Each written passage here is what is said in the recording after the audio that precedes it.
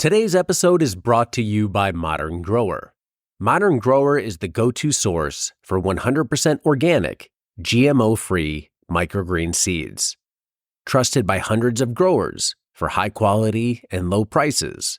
If you're growing microgreens, start saving at shop.moderngrower.co. Are you improving these, or are you just trying to keep them as is? When I initially started, so when you initially start as a grower and you don't know what you're doing, the first thing you want to do, the number one thing you want to do is you want to find the plants that are the healthiest. And if you're going to start anywhere, start with that. Start with what has the greatest, what plant has the most vigor is the healthiest. That is my number one.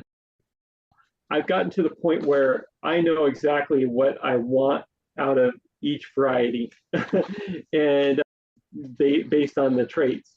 And so then I basically figure out what the priority is. Priority number one, plant vigor, plant health. If you don't have a healthy plant, you're not going to have healthy seed for the next generation. And then the second is generally for me, for fruit, it actually is not color or taste. It's actually, okay, this is given that I know the variety is not bitter. If the variety has some bitter qualities to it, then bitterness takes precedent over all these. But let's say the variety is not bitter, then texture comes next, and then other things like whether it's compact or whether it's viney, whether it's sprawling, what color and shape, whether it's cylindrical, round, long, whatever it may be. But starting out, you want to just start with keep your seed health, keep your plants healthy, keep your seed healthy. If something's diseased or looking terrible, you can keep seed from it, but it's most likely you're gonna really struggle the next year. So you just want that healthy seed from year to year. And then the more you get to know the plants, the more you can say, hey, you know what? I talked to these other gardeners on this group or whatever, and they said that the variety's not supposed to look like that, or maybe there's some trait that's not quite right. So maybe I'm going to incorporate another population in there, or maybe I'm going to try a different population, see which variety is most true to type and gives me what I want based on whatever the variety is.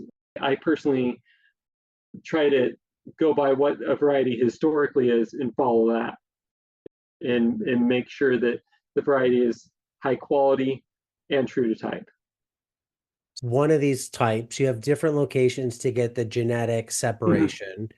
It sounds like on some of these, you got to grow at least 24 plants and to get enough to resist that inbreeding potential. Yeah. With melons, less, but with regular cucumbers, 24 is about right. Okay. So that 24 plants, that's going to produce a bunch of fruit. Are you then going through, let's just say it's 24, are you looking at the plant that exhibits the traits that you want and pulling from that? Or do you actually need, at the scale you're at, 24 plants worth of seed? So there's two ways you can grow, right? Like you need to plant enough plants to get the genetics straightened out, but you also need enough plants to produce all the seed you need. So you have two factors there. Which one is more the driver here, given the scale you're at? The first thing I do is I sort by what varieties need the most work. If varieties need a ton of work, and I have a lot of varieties that I need to grow that year, I save the ones that require the most work till later. And then once those come up, once I can start growing those varieties, I place the ones that need the most work towards closest to me. So the ones around my house, within the closest proximity, those are the ones I'm going to babysit the most. As it goes with seed saving, what I'm doing is I do this kind of counting technique. I pretty much keep the whole population because you need that genetic diversity. So I keep the entire population. If I need to do a lot of work, I start with a lot more plants and I rogue as I go. Let's say the plants get to their start to flower, or they get to be, let's say, 6 inches in size. By that time, I can see some traits that I want, some traits that I don't. I pull all the plants that I don't, and then just keep working on that until I get down to the 24 plants. And then as I go, I keep looking for the best, like the most true to type, the varieties with the best qualities.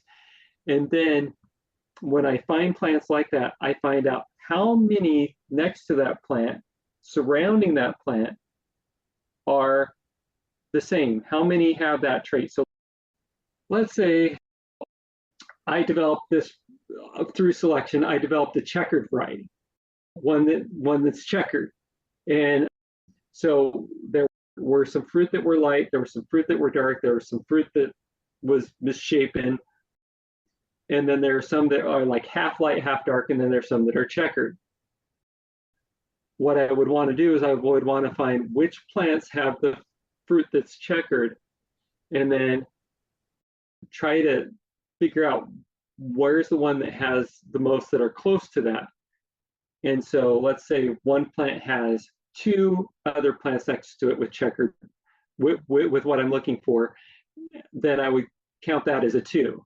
Whereas another plant has 3 surrounding it that are checkered, that's a 3.